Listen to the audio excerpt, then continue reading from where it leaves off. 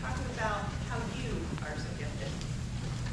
Our keynote speaker this evening has been addicted to Toastmasters for 30 years, holding most club and district offices. He has been part of leadership teams, earning President's Distinguished Club, President's Distinguished Area, President's Distinguished Division, and Distinguished District Awards. For the nearly 2 decades, Scott has been a technical consultant for medical offices as the owner of Ability Clinical Technologies, which serves clients in 47 states, as well as Canada and Puerto Rico. If anyone knows of someone in North Dakota, Maine, or Vermont that needs electronic medical record software, please let Scott know so that he can have a complete collection of clients. Scott's speech tonight is entitled, You Are So Gifted. Please welcome our District 84 Governor, Distinguished Toastmaster, Scott Hoehn.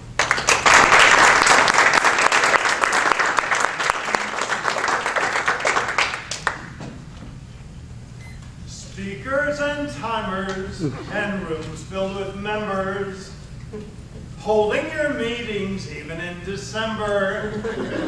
The CFF banner that shines in the wings, these are a few of my favorite things. When the mic dies, when the words sting, when I'm feeling sad, I simply remember my dues have been paid, and then I don't feel so bad.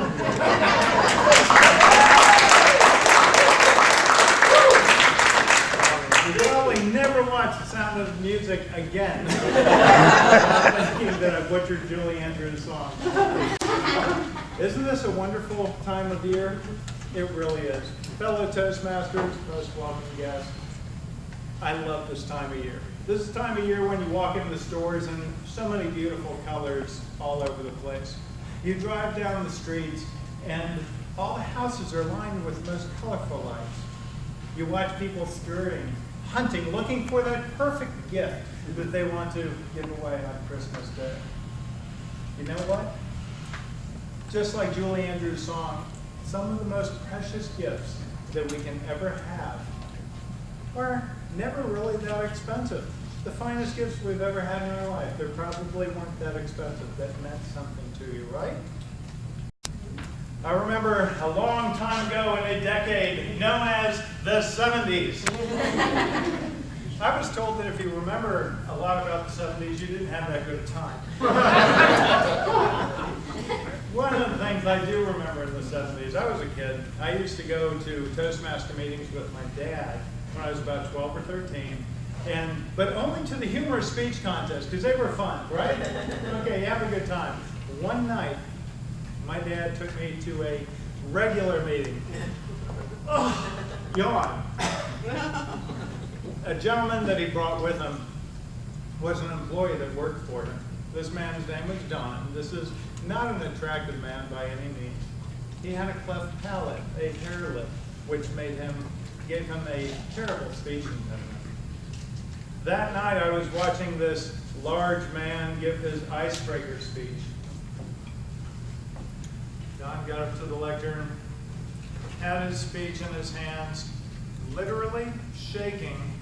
I swore I heard his knees knocking together. Never did he have eye contact with a single person in the room.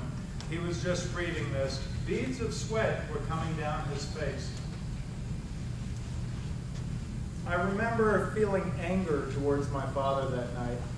I was looking over at him like, why would he put a person through this 4 to 6 minutes of terror, of humiliation, what it seemed like. This guy obviously wasn't comfortable up there. My dad had one of those looks in his eyes, you know, the type that it's like, wait for it, wait for it. When Don finished his speech that night, you know what he received after giving that speech? Thunderous applause, that's right. He heard applause in that room that filled the room. And I'm watching this gentleman, he's 50-something years old, you know, real old guy. And I'm thinking, this is probably the first time in this gentleman's life that he's ever heard applause for himself. I knew that my dad was part of something pretty special. I thought that was pretty cool. 6 months later, my dad took me to the humorous speech contest. Yeah, I'm ready to go to this one now. So we go to the humorous speech contest, and Don was competing that night. Don was competing that night. He gave one of the funniest, iced tea through the nose laughing, funny speeches that I'd ever heard. Guess what? Don won that night. He won. I was so impressed with this. See, my dad, most boys look up to their dads, they're heroes. And I remember my dad served in World War II at Normandy. He went to MIT. He did a lot of different things in his life that gave him brownie points to me. That night, my dad got huge hero points from me because I knew that he was the one that introduced that man to that club. He introduced a man to a club, members just like us, that changed that man's life. Don, one other thing, the actions that you do make a difference to people. A few years ago I heard that there was a native Indian chief that worked with this reservation, and one of the things that people on the reservations, they were asking him, they wanted to know, is it going to be cold this winter? And the chief was thinking, I don't remember that that well, I don't know how to tell them the answer to this. So what he did is he called the National Weather Bureau, and he says, is it going to be cold this holiday season? So he said, yeah, it's going to be cold. So I went back and he told this tribe that yes, it was going to be cold. And then he got to thinking, a little while later, the tribe was coming back to him and saying, is it really going to be cold? Okay, well, he calls the Weather Bureau again. He says, is it going to be cold? They said, yeah, it's probably going to be colder than usual. So I went back and he told everyone it's going to be colder than usual. Gather all the wood you possibly can. And so they went out and they gathered all the wood. And so he wasn't too sure, so he got back again with the Weather Bureau and he said, are you really sure? And he said, it's probably going to be the coldest winter in history. So he went back and he told this tribe, and they cleared out all the forests. They brought back trees and everything, bringing every bit of wood they could possibly find.